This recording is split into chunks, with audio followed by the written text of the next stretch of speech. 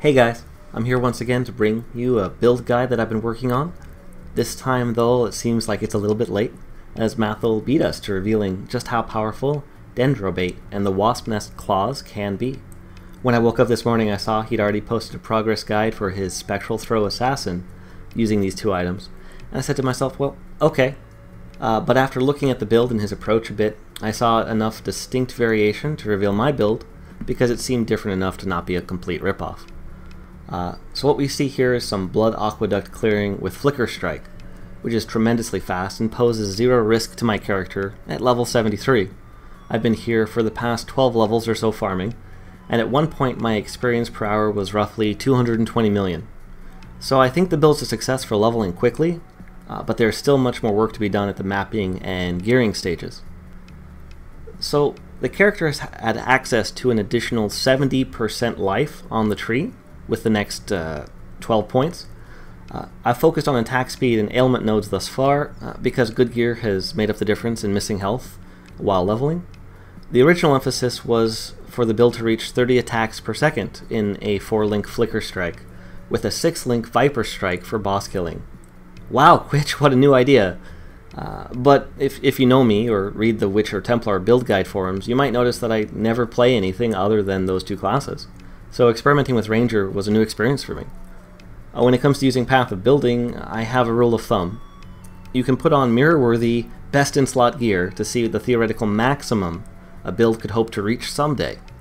But to be realistic and be happy, you should expect only about 50% if you're lucky.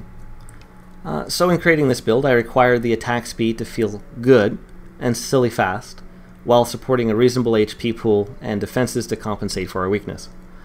Perfect gear would place it around 5700 HP and 37,000 evasion, with the Jade Flask bringing it up to about 60,000. Acrobatics and half of our regular block chance adds a small additional layer of defense. But the real strength for the build is in attacking so fast that life gain on hit can make reasonable contributions to our health pool after large hits. Having melee splash on both of our attacks helps the build feel beefy, with the leech from claws, but I haven't decided yet if the build needs Volpact. I pathed right by it just in case. My Dendrobait has been unkind and about 400 jewelers into it without 6-socketing, so I'm expecting extra value from that to come later. I experimented with Starkonjas and a Rat's Nest, and I agree with Mathil that the Starkonjas is the better option. I also added a Breath of the Council instead of a Lycosidai.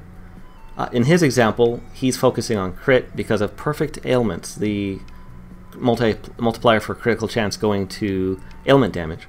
But we're really not worrying about crit, so the extra chaos damage from Breath is, I think, better. 94% accuracy feels really good with my approach. The Flicker with perfect gear would be about 576,000 DPS, and the Viper Strike's closer to 3.75 million. That's, of course, dependent on having the opportunity to hit bosses instead of avoiding mechanics, so that's to be taken with healthy skepticism. You're likely only going to have half of that, so you're still approaching a confident 2 million DPS with the Viper Strike, and that should work pretty well.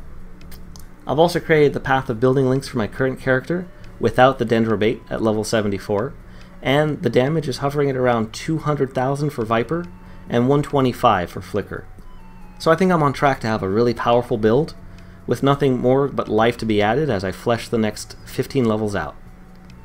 Links to the Path of Building pastebins for the optimal and current character are down in the description.